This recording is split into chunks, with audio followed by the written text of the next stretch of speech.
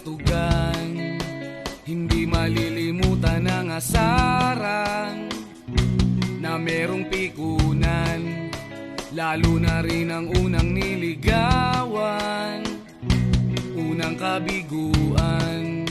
At dyan nasiseryoso ang usapan, ang pagdadamayan ng tunay at tapat na kaibigan.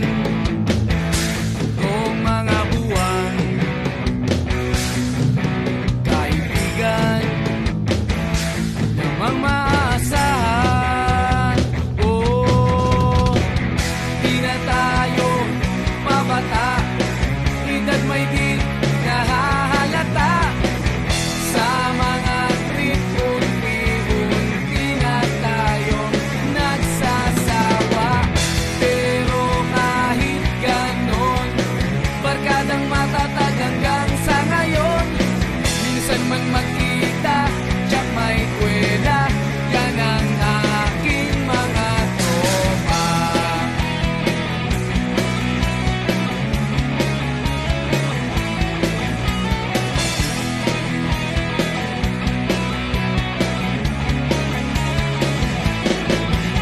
Inuman na pang magdamagan, minsan inaabot pa ng ayaan, na kung saan-saan, na para bang walang kinabukasan at kahantungan.